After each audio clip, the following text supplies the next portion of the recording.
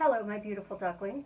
Today I want to talk to you about whether or not your manifesting story is believable. I know that sounds like a mouthful, but that seems to be a big hurdle that I have with a lot of people that I talk to and posts that I read.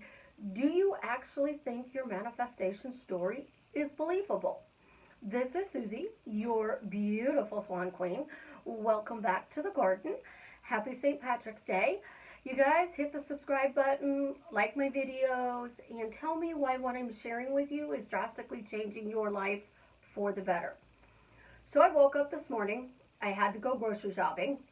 I answered some messages that I got from some people, and the theme this morning seemed to be I'm working on manifesting a specific person, and because I'm manifesting this specific person, I'm doing all the tools, the tips, the techniques in order to be able to do this, but it's not working.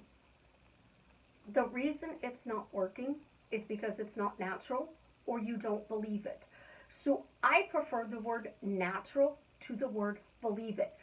If it's natural to wear a watch on your left hand versus your right hand, you're going to notice people wear their watch left or right. It's natural to reach out and shake hands with your right hand. When you have a broken wrist, you automatically still reach out to shake with this hand. It's natural. When we are manifesting, we want that natural state. So if we are telling a new story, that we are creating our new belief to be, how do we get to the point where we actually believe it or it's natural so that it can truly manifest in your life?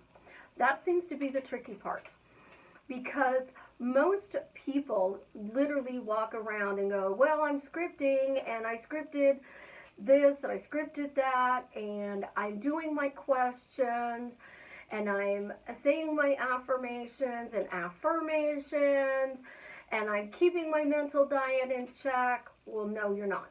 Because if you were, you wouldn't be looking for proof that it's working.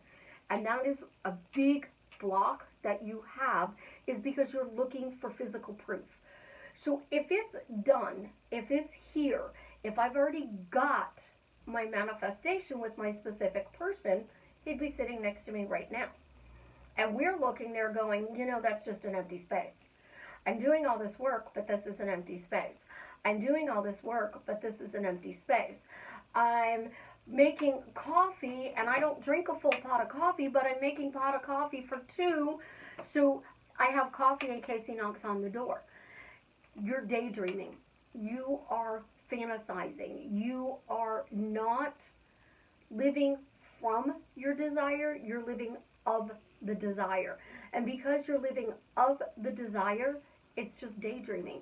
You're writing a romance novel that can be published as a book in any store, but you are not actually making that book your reality.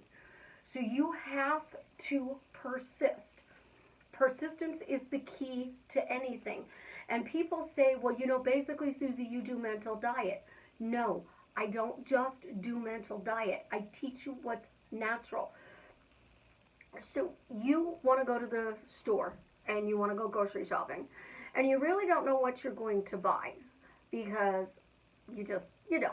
I mean, some people are mechanical and they have a list and check off everything on the list as they get it. Not me. I go to the grocery store and I mentally know I need coffee, I need cream, I need dish soap, laundry soap, because I don't have much coffee left and I don't want to be without coffee.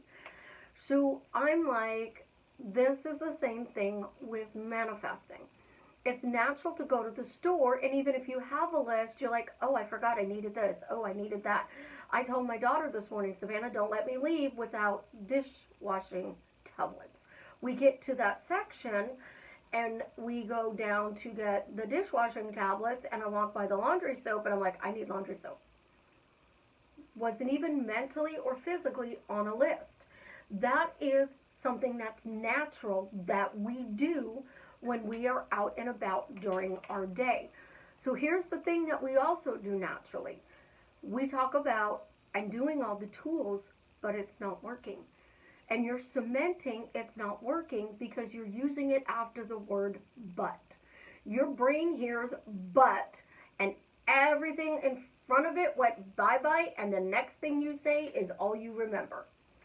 But, so I'm doing all the tools, but they're working slowly is better than I'm doing all the tools, but it's not working. So if you take what's natural, and that's what you're doing 86,400 seconds a day, you are focusing on something, you're questioning it, and then you are either praising it or downgrading it. So if I'm praising it, it's working. If I'm downgrading it, it's not working. So in changing to be able to do your manifestation story to be believable, you literally have to check your mental diet. And your mental diet has to be, nope, this is working. I'm changing my life. My life is getting better and better. Every day it gets better and better. Why am I living my dream life? Why am I believing my new creation? You're not opening a book and reading a book, guys. You're creating a life. And when you're creating your life, that book changes every second of the day. Because if I'm reading Brandon's novel and I'm engrossed in this, and the door, somebody knocks on my door, I close the book, I set it on the table, I get up and I go answer the door. Now I no longer thought about this book. And I'm back into my thoughts going, what do I do now? Well, what do I have to do now? I've got to focus forward. And this is where I say everything is in a tunnel. The ocean to one side, the mountain to the other. There's a beautiful skyline ahead of you. What are you choosing to focus on? You are doubting, you're not believing, you're downgrading. That's what you're focusing on. If you are praising, you're thankful, and you're always talking about how things work out in your life, you mention you want a pootie pie chair and it shows up 4 days later. You talk about wanting curly hair, and you are going, oh, I want curly hair, but I have flat, frizzy, wild, crazy hair. When you start talking about, I have curly hair, you get this. Because I've gone from crazy to curly. I've gone from stressed to calm. I've gone from PTSD to it being bye-bye. Simply by asking a question. So when you are manifesting anything, and this is predominant in the specific person community, it's not working, it's not working, it's not working. And then you'll see the post, persist, persist, persist, because it does work.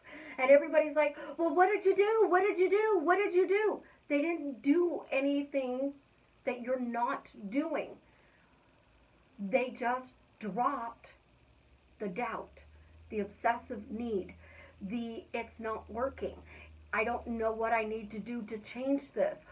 They went to, it's working, it's working, it's working, it's working, it's working. And now I'm a dolphin and I'm jumping in and out of the water and I'm celebrating because it's working.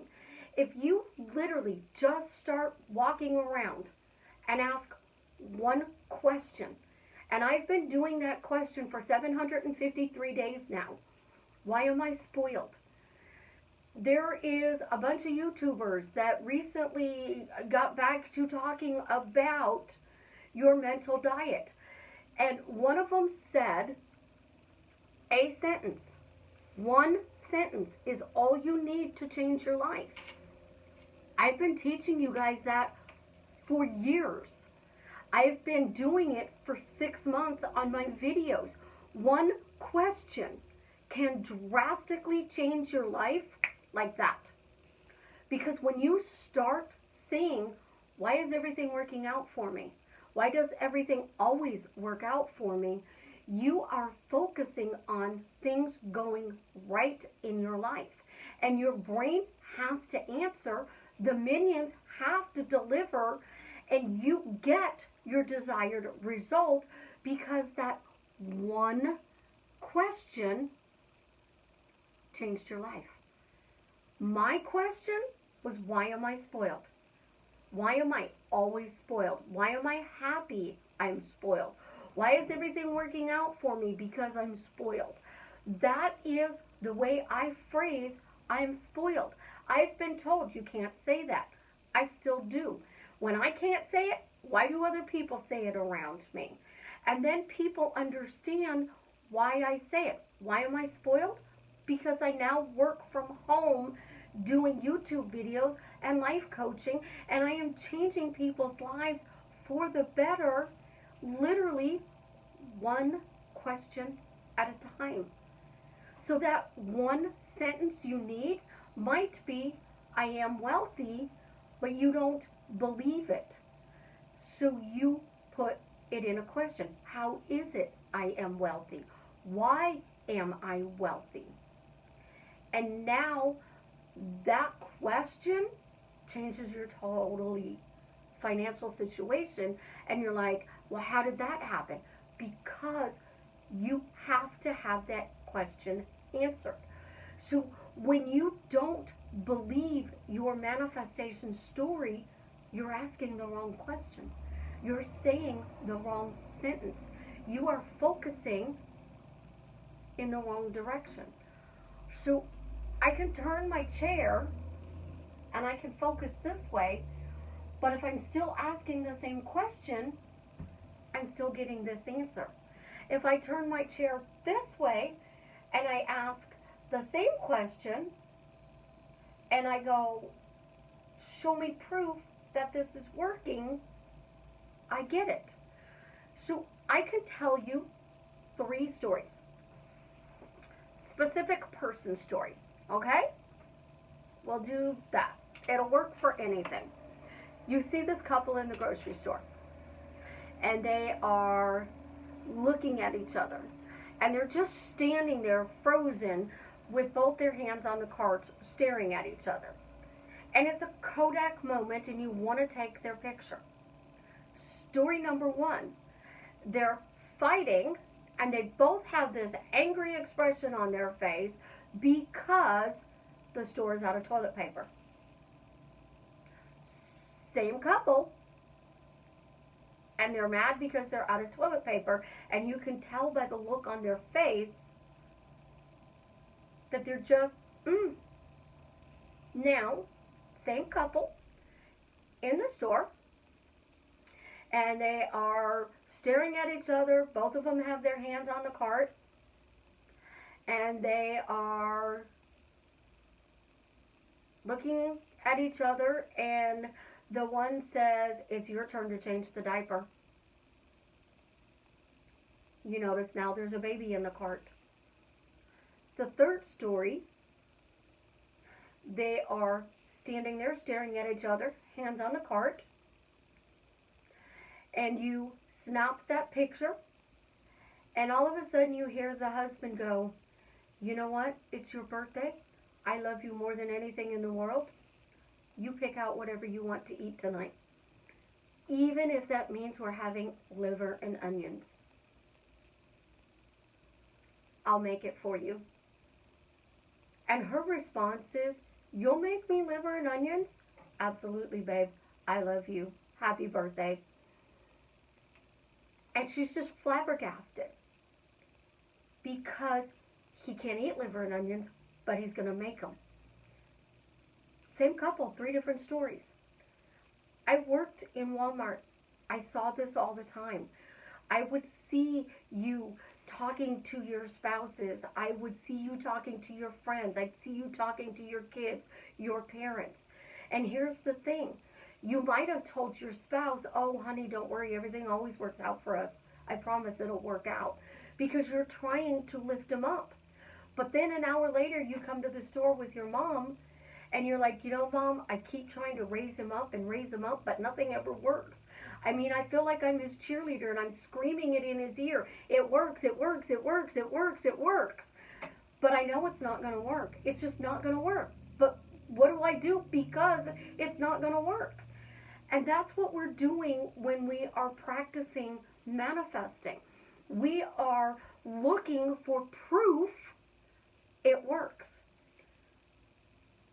Then you're not living from your manifestation that you're creating. You're living of it, and you're looking for minor manifestations to show you that it's working.